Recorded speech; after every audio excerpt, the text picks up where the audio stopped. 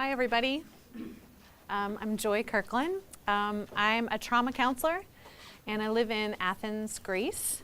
Been there for the last 4 years, working with 2 different NGOs. It's like global speak for non-government organizations that reach out to and provide services for women who have been affected by human trafficking or who are caught in prostitution. That's a little bit about me. I have some specific training in trauma counseling, and not just trauma counseling, but cross-cultural trauma counseling, which means finding interventions to help people recover from trauma, and doing that cross-culturally. So taking Western approaches to trauma. Can everybody see okay? I'm sorry to interrupt you, Joy. Is that better? Is that better? That's probably a little better. Anyway, taking those Western kind of informed interventions that we have for helping people recover from trauma and adapting them so that they make sense cross-culturally and are more effective and more accessible for people coming from different parts of the world. This is my neighborhood where my office is. So the NGO that I work at right now is within walking distance to about 280 brothels. Most of those are illegal. Lots of underage women working there, lots of people being held against their will or their papers being held so that they can't travel.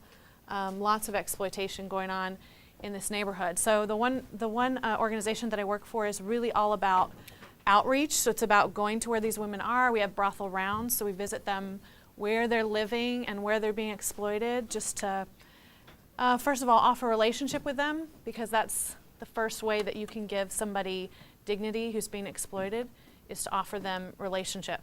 And that's sometimes the most powerful thing you can do. So to offer a relationship, but we're also there to inform them of their rights, make sure that they have access to health care when they need it, make sure that they know what they're entitled to. So this is just a little shot from my neighborhood, and that's an introduction about me. But what I really wanted to talk to you about today is vulnerability. I'm not talking about like the vulnerability you need to have when you're dating or something like that. All the positive ways we think about vulnerability, like sharing your inward feelings and risking being hurt. I'm really talking about vulnerability in terms of exploitation. So vulnerability, talking about people at risk, and specifically, just for my time with you, since it's such a broad topic, I'm really talking about people at risk for sexual exploitation. So it's helpful for me, and I'm hoping this will help you too, to think of vulnerability on a scale. So the factors that make someone vulnerable are always shifting and changing. All of us are on a scale of vulnerability to sexual exploitation based on a lot of different factors. And for me, it's helpful to think of this as a scale that's always shifting. And the reason why I think that's so important for us is that a lot of times you see someone in a vulnerable state, or you see someone at risk, and what we all want to do is pluck that person out, right? We just want to save them from whatever they're going through and bring them from point A to point B. And the problem with that is that most of the time that's not possible. And so what's helpful to think about a scale is people in the healthcare profession can be involved in moving people along that scale. So we all play a part in that, and maybe we can only walk a few of those steps with someone, but it's about moving them in a direction. So I'm just to help you, to give you a visual, let's just imagine that the one end of the scale is safety and stability. So we want to be always moving people towards that end of the scale, right? And it's not a spot at which you arrive. So we're all kind of, that's the idea here, is that it is moving and that things are happening in our lives that put us at greater or lesser risk. And we'll talk about all those factors in a minute. But we want to be moving people towards safety and stability, right? And participating and networking together so that we can move people. So we have that on one end. And then on the other end, we have exploitation. And so that's helpful for me in my field to think, okay, this is the point at which now people are their vulnerability is being exploited. So that's the other end, and that's what we're trying to move away from. So if you think of it as a scale, I think that helps. And all the space in between is what we mean when we talk about vulnerability. So everything that happens in between that, all the factors of, your background, your mental health, your family history, what's going on in your country, your economic status, all of those things are factors, and they're all a part of the space in between safety and stability and exploitation, where that happens. I'm going to move kind of quickly through all these because I want to save some questions in case you guys have questions and give you some real life, examples from things that are happening around the world so you can kind of put some flesh and bones on these ideas. But when we talk about the factors that affect vulnerability, there's some really broad ones that affect everyone or affect a huge number of people, and then you get down to more specifics. So let's start with some of the broad ones. Gender. This is a class on gender, and there's probably could talk about that all day long. But gender is a huge factor in vulnerability around the world. We obviously don't like that, but that's how it is. I want to read to you a quote. I'd highly recommend this book to you called Half the Sky by Nicholas Kristof, but it talks about gender and it talks a lot about the vulnerability of women on a global scale. It appears that more girls have been killed in the last 50 years precisely because they were girls than men were killed in all the wars of the 20th century. So more girls are killed in this routine gendercide in any one decade than people were slaughtered in all the genocides of the 20th century. That's a staggering vulnerability. It may not be something we experience here in the United States on that scale, but it's definitely something that women around the world are experiencing. One other quote for you here from the same book, and I encourage you to check that out. There's great statistics in there and great quotes. Women aged 15 through 44 are more likely to be maimed or die from male violence than from cancer, malaria, traffic accidents, and war combined. When you see that statistic, it has a lot of power there. Being a woman in the world today makes you vulnerable in a lot of ways. So again, that might not be our experience here, but I can tell you from firsthand that women around the world are experiencing this. So gender can be a factor in vulnerability. Another broad one is poverty. So that's also obviously a huge topic that we could talk for a long time about how poverty factors into vulnerability. If you have to feed yourself or you have to feed your family and you only have certain options available to you, then that impacts how vulnerable you are to sexual exploitation. It's the same thing. There's a lot of pressure, and I see it all the time, one-on-one with girls, a lot of pressure from family members. Girls are sent at 13 or 14 in Romania to work in brothels because the family is starving.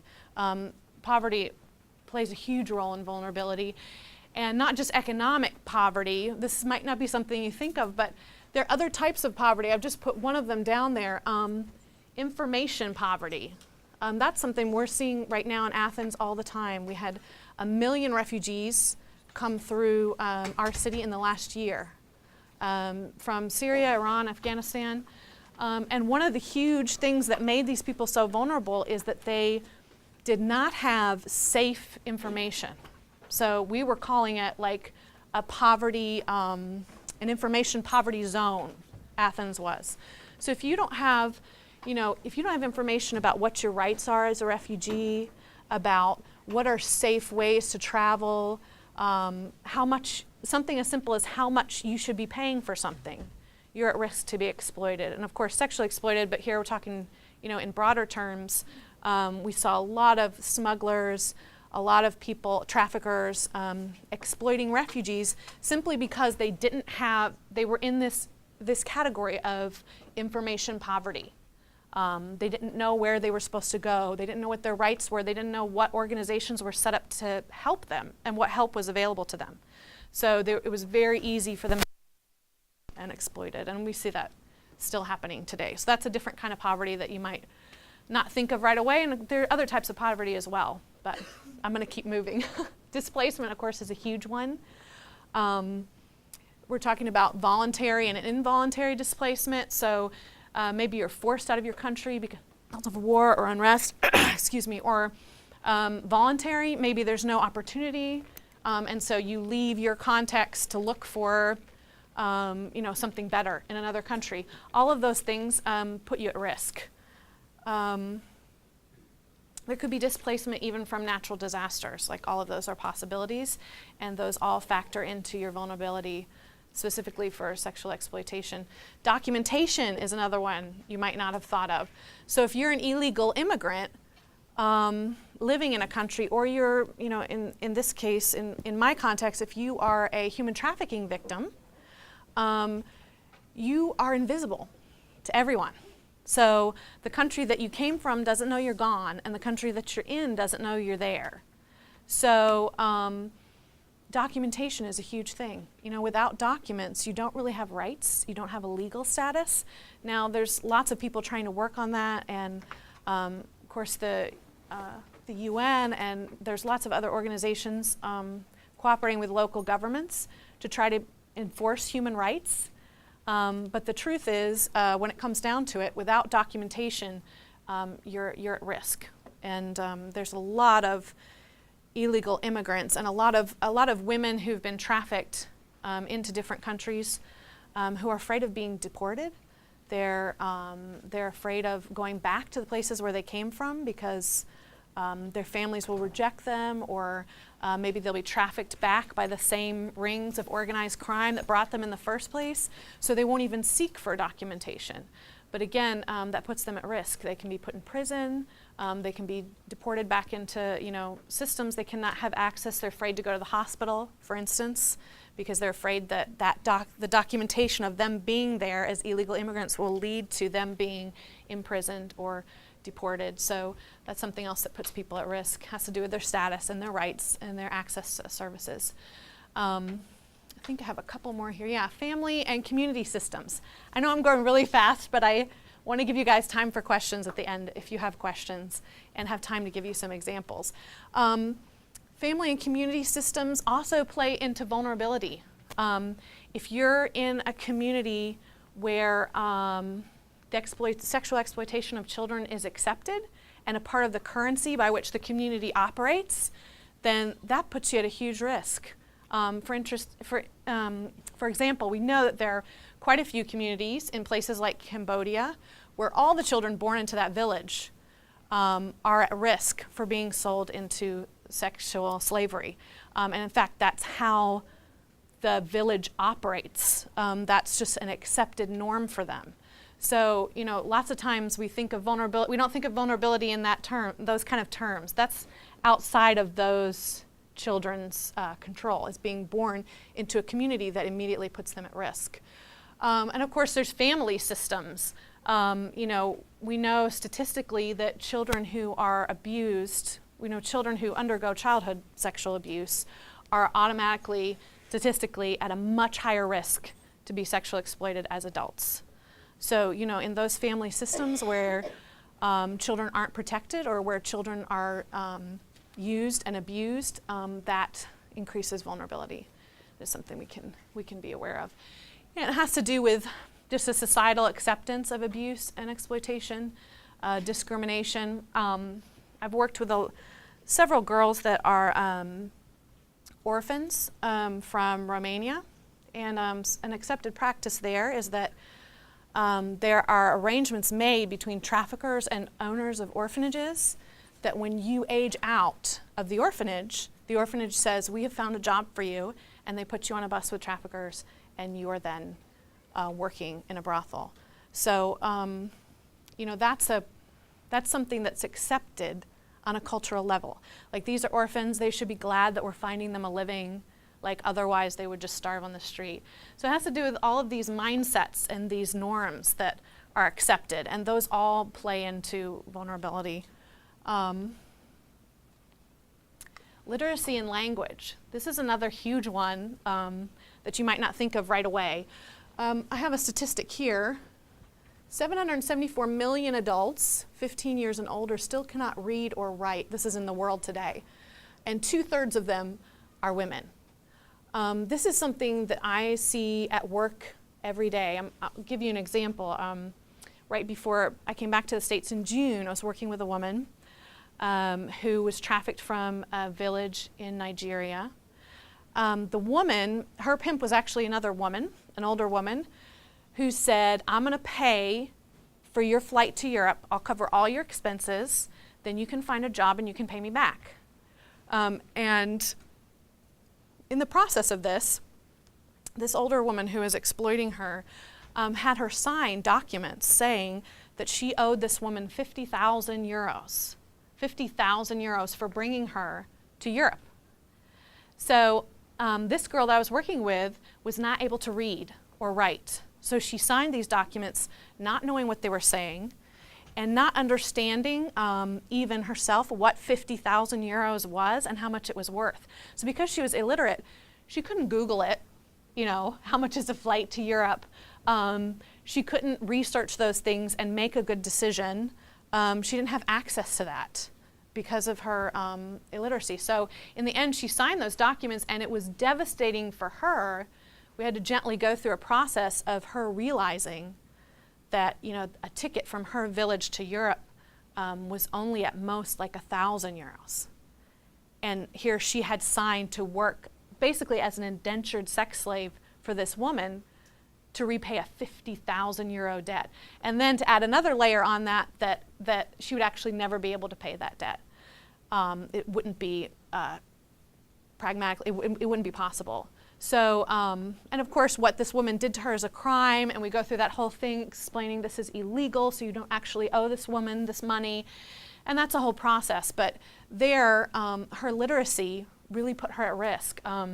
Another example, I've had a couple girls before that I visited in prison that were picked up for not having documents and prostituting without a license, even though they were being exploited by other people. And in one case, one of the girls was being then exploited even in prison by someone who claimed to be a lawyer, a Greek lawyer, and was giving her lots of documents in Greek to prove that he was working on her case and taking what little money that she had. And in the end, he wasn't doing anything, and he took all of her money and he disappeared. Because she didn't speak Greek and she was coming from another country, she wasn't able to look through those documents to know what she was signing. She wasn't able to see the progress of her case because she couldn't understand it. And when she went to court, all the court proceedings were in Greek, which meant that she didn't have access to her own case and what was going on and the proper information. So that's another vulnerability. If you can't speak the language, that automatically puts you at risk for exploitation. And then there's cultural practices. This is a really broad one, but I just wanted to give you a few examples so you can continue thinking through it on your own. Here in the West, we have a very different view of victims. We celebrate people who have gone through tragedy and they have emerged, and we sort of celebrate their resiliency. We like to hear their stories. We empower people to tell their stories. In lots of places in the world, it is not like that. In lots of places in the world, telling your story and being open about what happened to you actually puts you at risk for further discrimination and further exploitation. I was working once with a woman from the Cameroon, and she had been just straight up kidnapped. So there was no she walked down a path that led her into this. There was no, she signed up for a study abroad program, and it turned out to be a trafficking ring. So she was trafficked from Cambodia, and even though nothing that had happened to her was her fault, all of her family, her entire community said, you have bad luck on you. However it happened, and now you can't come back here because it will rub off on us. So she was basically ostracized and rejected by her entire community and all of her family just because the stigma of what she had been through. So for us, we think of it as always a positive thing to tell your story, right? It's always a positive, it's good for you, it's cathartic, all this. But in many cultures, it actually puts you at risk. So something to think about. These are all different factors in cultural practices. I just put 2 other here that impact my work a lot. I don't want to trigger anyone or disturb anyone, so I'll try to be discreet. FGM stands for female genital mutilation, which is a practice accepted in a large number of African cultures, as well as in the Middle East. That sort of cultural practice of taking a woman's, even as a young, it's practiced on young girls, but taking her dignity away, and her body from the very beginning is not under her control. She's not able to make choices about what's healthy and what's right and and to live with dignity in that way. That's a cultural practice that is a factor in vulnerability. So from the very beginning, you're being taught that this is outside of your control, that your body exists as something that other people can do things to it. Other people can make their mark on you. And so right from the beginning, those kind of cultural practices can factor into vulnerability of someone as an adult. I put voodoo here, which sounds kind of silly. There's some real dark things happening. And that's a whole nother topic, and some of you might be spiritual and some of you might not be. But there's definitely religious practices that can be used to manipulate people. And all of that has a part to play in vulnerability. One of the ways that I see it is a lot of times girls will have been forced to take vows in voodoo temples. And the vows usually consist of, I will never, report the name of my trafficker, I will never do this, I will never do that, or someone in my family will die. That type of and they really feel bound by these oaths. There's a lot of fear in them and a lot of manipulation. And so a lot of times that will keep girls from testifying at critical points when they could be moving towards that safety and stability, but they'll choose not to out of fear because of these kind of cultural practices. Okay, so I want to give you guys something positive because it's a lot of information, it's overwhelming. If you even just start to study human trafficking a little bit, the statistics are just really devastating, quite depressing in some ways. But I think that's why it's so helpful for me to think of vulnerability on that scale, because that means that each of us, no matter what part of the healthcare field we're in, whether it's mental health or nursing or whatever it is, that we can be a part of moving people towards that safety and that stability that we were talking about. So the first thing, and what's so important, I think, is to recognize vulnerability. It's really important for people in the healthcare field to be able to identify these factors, to be able to see people and recognize when they're in a vulnerable state, recognize when someone is at risk for sexual exploitation. That's just a really important first step. Empower people at risk. We touched on this a little bit before, but I think one of the greatest ways you can empower someone who's at risk is being willing to engage with them, treating them with dignity. That's one of the most devastating things about sexual exploitation is that it reduces someone to a commodity. So you have someone who I believe in, and you may not agree, but someone who's created in God's image, who He has given with value and dignity and worth, and you're trying to strip that person of that and make them an item on a menu.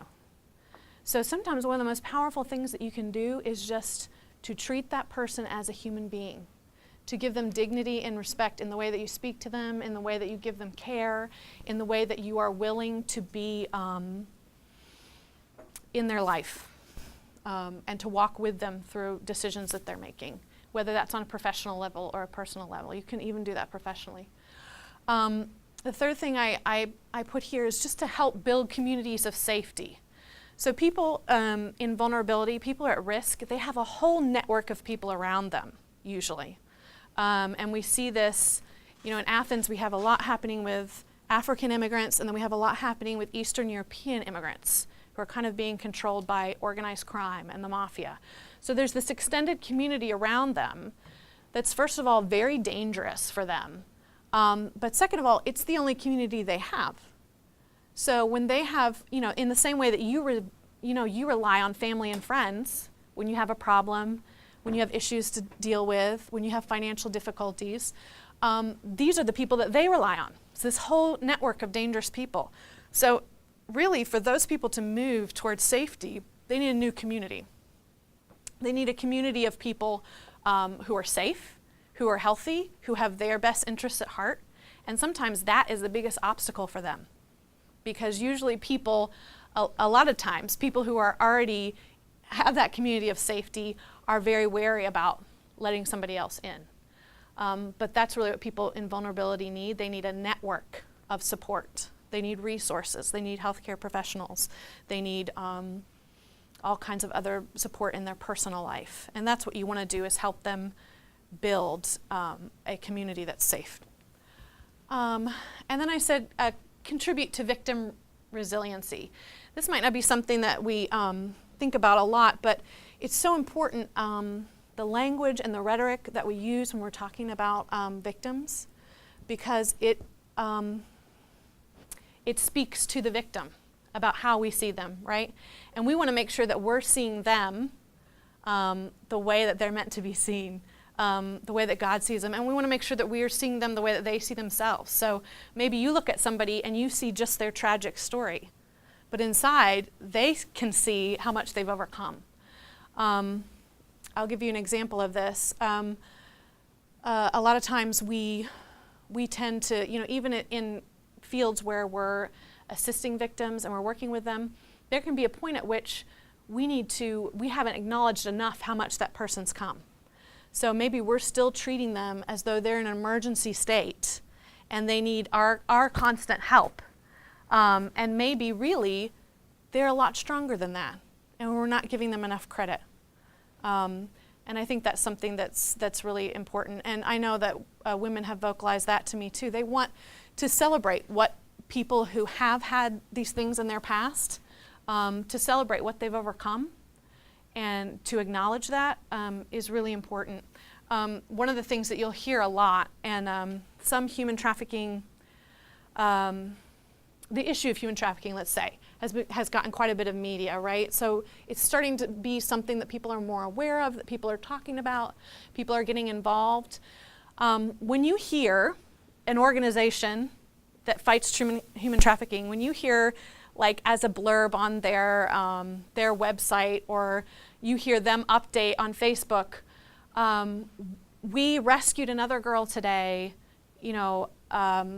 amazing work by our team, or whatever. I'm giving you this as an example.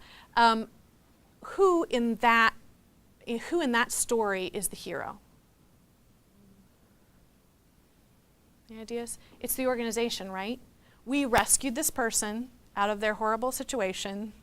Yay us. We're the best. And the problem with that kind of language is it really continues that whole cycle, right? So you're not acknowledging the fact that this person who went through this and survived and had the courage to take the resources that were available and come out is a hero. And that person needs to be celebrated. And instead, you're continuing that power dynamic. I'm the person in power. I'm the one that rescues you. You're the person who's powerless and ashamed. You need my help. So I think one of the big things that we can do is change the way that we talk about people who are the victims of sexual exploitation, and we can help with their resilience, really help them develop in meaningful ways by giving them the recognition they deserve for what they've been through and what they've overcome, and not sort of trying to take that on ourselves. And a lot of it is not recreating that cycle of exploitation.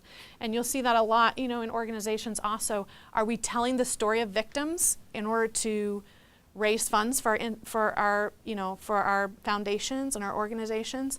We have to think very carefully about that, right? Because that's another form of exploitation. I'm going to take your story, what's personal to you, and I'm going to sell it because it makes me look good or it makes my organization look effective. So we have to be very, very careful about all those kind of things because we don't want to participate in this on this scale. We want to make sure that everything that we're doing is moving people towards stability and safety, and that we're not contributing to this cycle that's moving them farther and farther along that scale towards exploitation. So that's what I had to share with you all. And I know it's a lot of information really, really fast, but I wanted to give you time to ask questions. Yeah. In terms of what you were just talking about when you rescue someone, is that also kind of bittersweet because is that role that she was just taken out of now going to be refilled by somebody else? Yeah, absolutely. So I've had some interactions with traffickers that were not super positive, let's put it that way. And one time a trafficker did say to me, no, we're glad that you're around because we can, when we're done with them, we can toss you our garbage and go out and buy 10 more. So there is that that sense there that, and you know, it's very easy to fall into that same mentality as a trafficker and to say it doesn't matter. But you know, what's important is that each individual matters and each person's story matters. And you know, that 30-year-old who's sick and no longer used to the trafficker has worth and value and is important. You know, and that's the statement that we make in response, is that's okay, we think she's worth it. So. Being a woman yourself, how do you protect you going into these situations? Yeah, that's a good question. We have lots of safety protocols in place. So, you know, the number one thing is I never do anything by myself. So our organization has that as a core value that we always go out in teams. You know, our teams have to have a certain number of people. We have to follow all of our safety procedures together so that we have each other's back. That's really, really important. Another thing is that, you know, a lot of people give traffickers more credit than they probably should get. They're really cowardly in the way that they prey on people. They're very aware of this vulnerability scale. Like, they're not going around looking for somebody who, you know, has a community of people around them, who knows where they're going, knows what they're doing in life. They're looking for people that are on that end of that vulnerability scale. So they're looking for, you know, the girl that has trouble in school, you know, the girl who's from a, you know, broken home or who may be, you know, have abuse in her background. They're looking for people that no one will come after. They're looking for orphans. They're looking for, and so, you know, we have this Hollywood idea of like taken, that somebody's just snatched, and I'm not saying that doesn't happen. I'm sure that happens. But overwhelming majority of cases, it was exploiting someone who was vulnerable. And that's why the factors of vulnerability are so important. You talked a lot about girls. Do you deal with a lot of male victims? I do deal with some. And that number is growing. So we have a special team on our organization that does street work with transvestites. So those are young, like teenage age boys, usually immigrants, usually illegal immigrants, who are being prostituted out on the streets of Athens. And we're seeing a lot more of that with immigrants that we've had come. Young male immigrants, a lot of times young teenagers are being left by their families in Athens, and they're saying, like, you're a man, make it up on your own, and the rest of the family's going on to Germany or something like that, and they'll say, you need to make it on your own, we can't afford to bring you. And so we have some pockets in Athens now that are full of those boys who are being exploited by pimps and drug traffickers. You said at the end that you wanted to move towards stability and safety. Yeah. And I was wondering if this includes like the settlement program, or is it long-term solutions or short-term solutions? Everything that we try to do is long-term. So we've got a lot of steps. We've even got, you know, a wing where we're trying to work with prevention. So just this past year, I was able to go with a team to Moldova. Moldova is the poorest country in Europe. It's in the Eastern Bloc.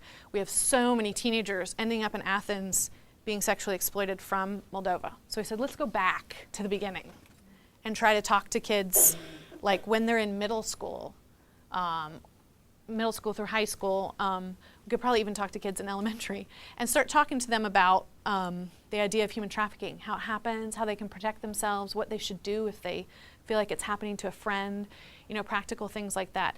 But the important thing there, I think, is that each woman needs to be empowered to make choices for herself.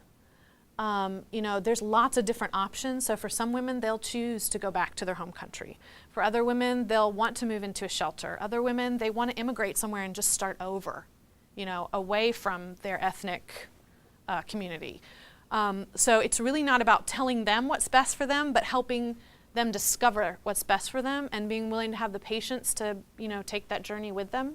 So women choose, very different things. That one woman I was telling you about that was rejected from her community because she was bad luck, has immigrated to Canada and is now in a great nursing program there, actually, with her daughter. So, and that was the road kind of that she chose. So, some of them will stay in Athens. It'll be different for every woman. Is Athens a big hub for? Yeah, it's a huge hub. Part of it is because Greece has more than 1,000 islands. So it's almost impossible to protect the borders, which is why we saw all those refugees coming in, because you can't, and especially in an economic crisis, Greece doesn't have the manpower or the money power to defend that many borders. And the way it's situated, it's like right in between the east and the west. So it's a perfect place to move people around. The other reason is it's prostitution is a culturally accepted thing there. So for thousands of years, Greeks have been participating in that. So not only is it like a destination place for sex trafficking, but it also it has a stable, one in every 4 Greek men pays for sex on a regular basis. So there's an economy like right there happening that will sustain it, plus all of the global sex trade and moving people around. So I think you had your hand up for a while. Could you tell us a little bit more about your background? Yeah, sure. So I started studying counseling about like 9 years ago, I think. And I started volunteering in a women's center that had a part that was a crisis pregnancy center. But it really was when I first started working with women in vulnerability and seeing that there were all of these vulnerable like girls and boys and men and women in my own neighborhood. This was in a suburb of Philadelphia. Not a suburb, Pottstown. I don't know if you know where that is. Are you from Pottstown? Awesome. Are you from Pottstown? No, but that's where I was living at the time. Yeah. Yeah, it was a crisis pregnancy center right in downtown kind of Pottstown. Yeah, on High Street. So that's where I first kind of started being exposed to that, and then continued to study counseling, sort of focusing in on sexual abuse and trauma. And then 4 years ago, I started post-grad studies in cross-cultural trauma. So before completing, even though my master's is not complete yet, I got permission to participate in a post-grad program for cross-cultural trauma, and that's been really super helpful. But yeah, it's a hard thing to explain, but for me, these are just people. Like, they're just, when I first started working in the field, I really just would see the person's horrific story. Like, you just look at them and you see everything that happened to them, and you just are overwhelmed by it. Like, oh my goodness, this is so terrible. Like, I'm gonna start crying, or I'm gonna put my fist through something like that. But the more time you spend with these people, you're able to look past that and see this is a human being, with dignity and with their own story. And there's something really powerful about that whole exchange. And you really feel like you have received something when you witness that. And yeah, something that's very special for me is seeing the people behind all of that. And it's a funny story, like my husband will roll his eyes all the time because I'll say, I was talking to this girl in this brothel, and the context of it is very, there's probably a disco ball going on, who knows what she's wearing, if she's wearing anything, but you can have a conversation because this is a human being who someone is attempting to dress them up differently and pretend like they're something else. But we have a really powerful chance to say, no, this is a person. and that's how I see them. Yeah.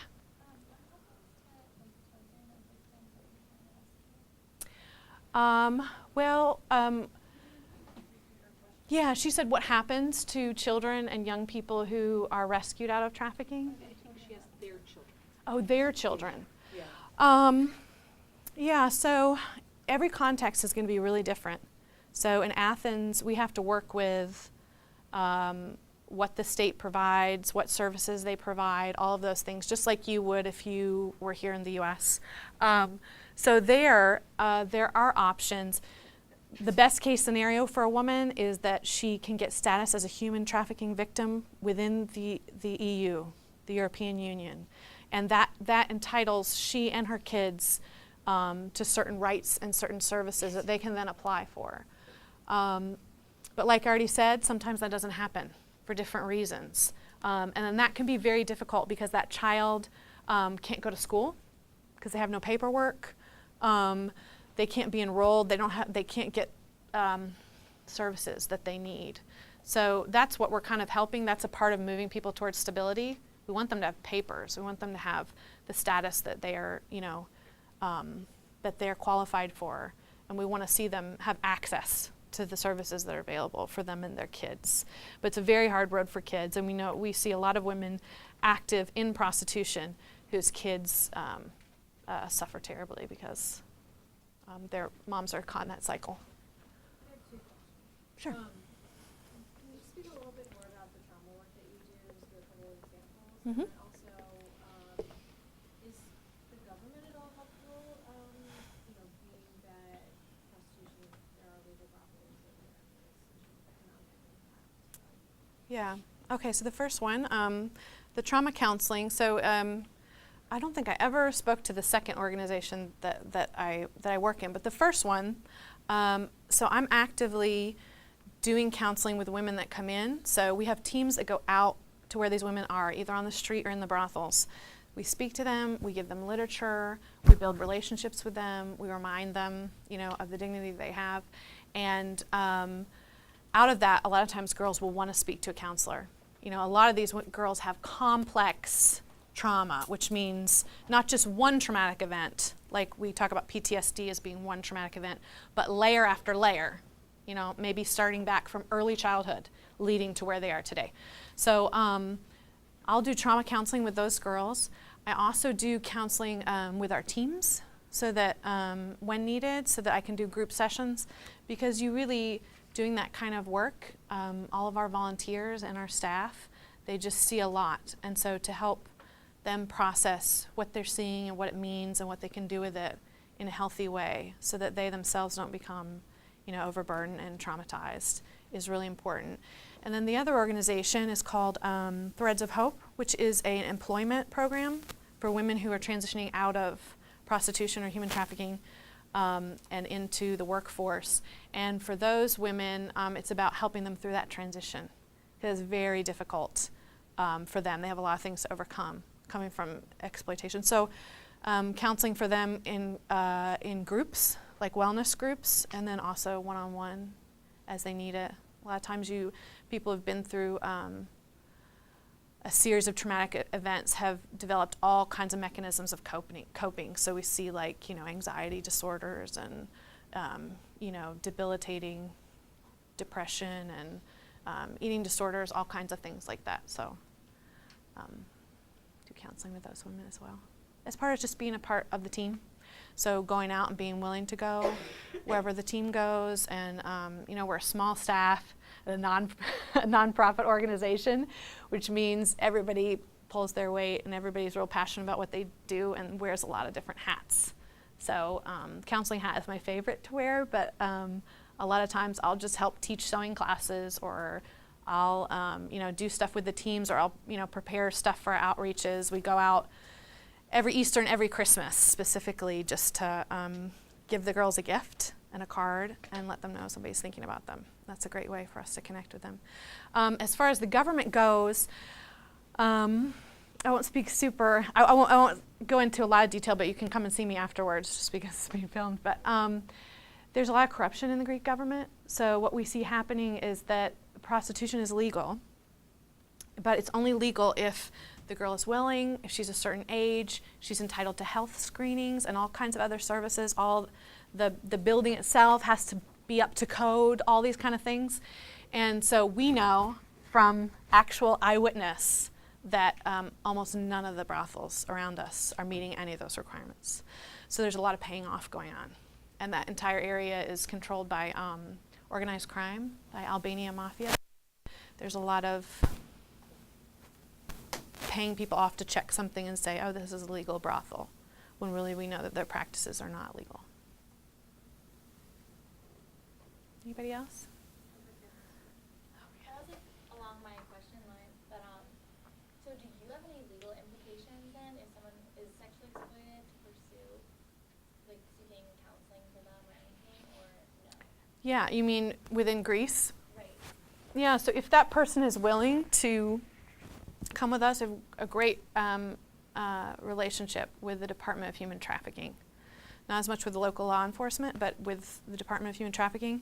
So if a girl is willing to go there and apply for status, and she's approved, then yeah, definitely we can get her, there's all kinds of shelters that she can pick from. I wouldn't say all kinds, there's several shelters that she can pick from. There's private shelters and there's state shelters.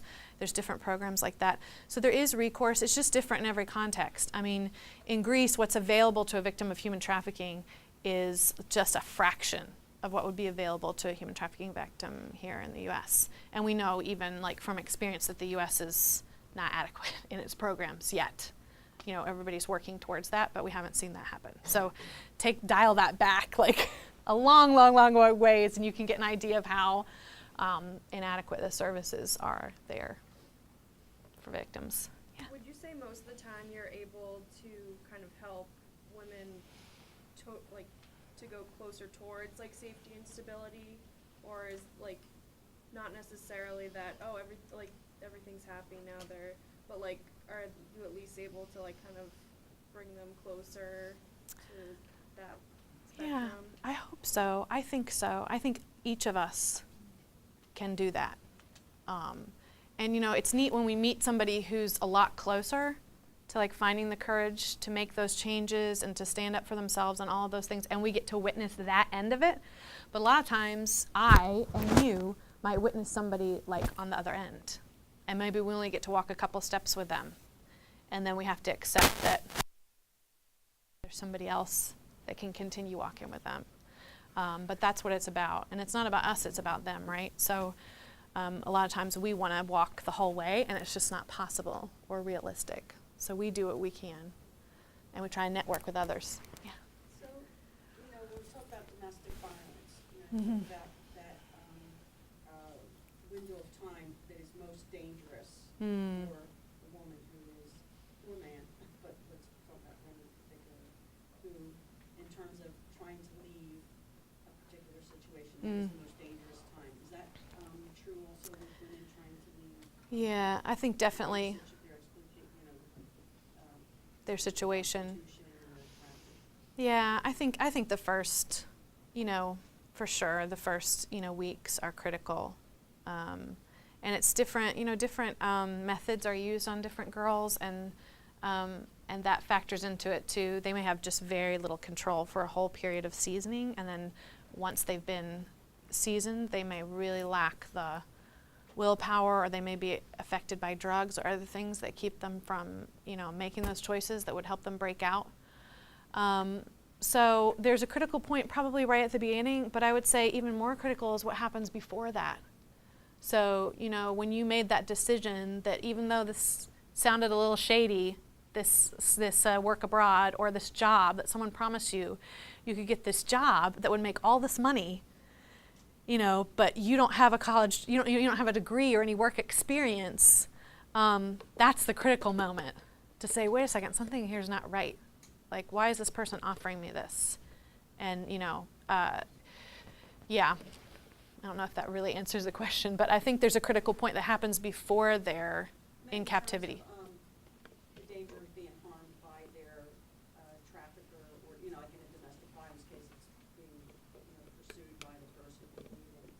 And so if somebody's being trafficked, is there, or are they? Yeah, the newer that she is, the more vigilant they're going to be because they just paid all this money for this person. So they want to at least get their money out of it.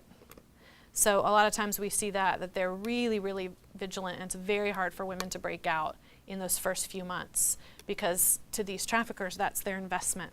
They want to make sure they get a return on their investment. And after that period once they're really just starting to make extra money overhead, then sometimes they become a little bit more lenient, like they give them a little bit more freedom. They'll let them travel around the city a little bit, let them come out to coffee with us or something like that. I hope that answers the question a little bit. Yeah. Yeah, I think we have a few more minutes, but if you guys don't have any more questions, we can wrap up. Yeah. What's the relationship amongst the girls for like living together or? It varies. So the way that most of the brothels are structured, so we have stuff happening on the street and stuff happening in brothels. The way that most of the brothels are structured is there's an older woman who's the madam, and it's her job to sort of clean and to supervise the house, to like welcome customers in and manage all of that. So a lot of times that woman, even though she's not really in a position of power, will be keeping an eye on the girls, and sort of reporting about things that they do. A lot of times a common practice is to put a new girl with a girl that's been in it for a long time, because that girl will then keep an eye on the newbie and sort of report on them. And it's her job to pretend like she's their best friend and nobody else cares about them, but she's got their back. And meanwhile, like we know from girls telling us, that's the girl that's reporting to the trafficker and making sure that she doesn't meet with anybody outside and watching her all the time. And so I'm sure I have seen like real affection and friendship between women too, though, in prostitution. So yeah, I think it just depends on the individual woman and her situation. You might not have an answer to this, I don't know. Sorry, Mother. Being that you're in Greece and part of the EU, that these victims can attain a status through the EU's protection. And we know that in the UK, there's a tremendous trafficking issue as well, right? So now that they're pulling out of the EU, how do you see that impacting those victims? Yeah, it's definitely going to have an impact, and it'll have a huge impact on victims across Europe, because where travel to the UK and jobs in the UK and programs in the UK were all on the table, if they do pull out, which it's still not finalized, I think Parliament still has to decide, but from what I understand, my limited understanding, when they do pull out, that will have a huge impact on those people, because they'll no longer be able to travel freely, and it's very hard to get the paperwork that you need to immigrate like that. So it'll definitely have ramifications for victims across Europe, and then definitely within the UK too, right? Because there'll be less opportunity for them to get out of that context. A lot of time it's just everybody that you know in a major European city is dangerous for you, and you just need to get out and start over. That's the story for a lot of women. So if you can't actually leave the country, or it's not as easy for you to leave the country, then yeah, it definitely has an impact. Yeah. Yeah. Is there a certain age where the traffickers no longer want the women anymore? And if so, what happens to them in there? Do you work with those types of women as well? We do work with those kind of women. It really depends on how long they've been in a lifestyle of prostitution. I try to avoid saying working, because work is actually a good thing, an empowering thing. And this isn't real work, this is exploitation. It really depends on how long they've been exploited, because, and you can look it up. I wish I had exact statistics for you, but it's pretty shocking like how short the lifespan is for someone working in prostitution. Just your health and your mental health will not sustain that. So it's really, they're just kind of using people up and then tossing them. So we do work with those women to try to help them get back on their feet and, find employment and find other things to do. So I don't know if that answers your question, but yeah, it's shockingly short I wish I could give you actual statistics, but you can't continue doing that long term. Like your body and your mental state won't sustain that. And so we see a lot of women who are quite mentally ill because they've had this complex trauma and it's all gone untreated and they've been abused and they aren't actually able to function anymore. And so that's how they'll end up breaking out of that cycle, is that they actually aren't able to function. But then you have somebody who has no job skills, no work experience, no healthy relationships. So yeah, then you just got to start from the beginning. Or they have to start from the beginning. Anything else? Yeah, sure. I know that your experience is largely in Greece, but I wonder if you could help us here in the States think about, just based on what you might know, what does trafficking look like here? Yeah, sure. Who might we run into? Like, are there types of people or places or situations where we might more likely see that? That's a great question. And I'm not an expert in this context, but I know that there's a couple of things I can share with you. It might surprise you to know that the age for beginning a lifestyle of prostitution in the U.S., so this isn't in other countries, this is right here, is between age 11 and 15. So like when you hear that hip hop song about like how, I love my pimp and whatever glamorization you hear of how empowered it is, how empowering it is sexually to be a prostitute, you might need to dial that back and think, this is a child, probably, who someone at one point was a child. This is the average age. And they were manipulated and taken advantage of, and they ended up in this situation. I'm not saying that no one ever chooses that. I'm just saying that overwhelmingly the statistics say otherwise. That we're really talking about kids, even in the U.S. So that's a big thing, and that's something that you can bring into your personal life. So aside from your professional life, every neighborhood has those girls, right? Those 11 or 12 or 13-year-olds that are kind of like always on their own, always out and about, like kind of, all the moms sort of roll their eyes at them and don't want their daughters to be friends with them.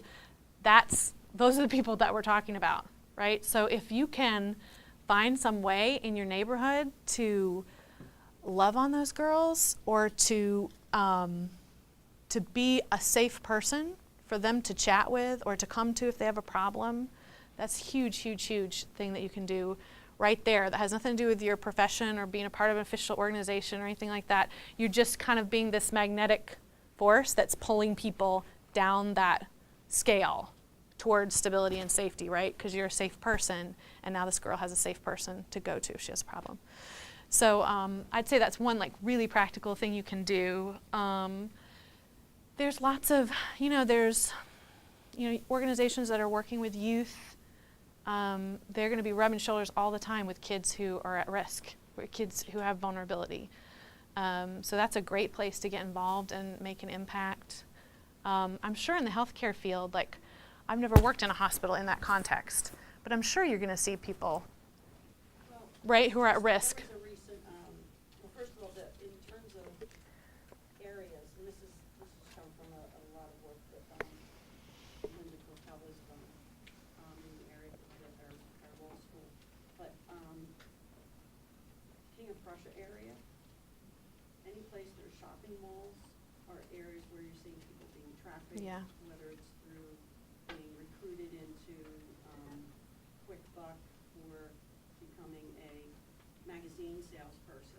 I don't know how many times you see people, these companies come around, even my neighborhood, New Jersey, a young person walking through being dropped off by a van that they're going around the country selling magazines. Well, that's not Right. what they're doing. They're Right. being exploited. Yeah. And will end up in trafficking. Mm-hmm.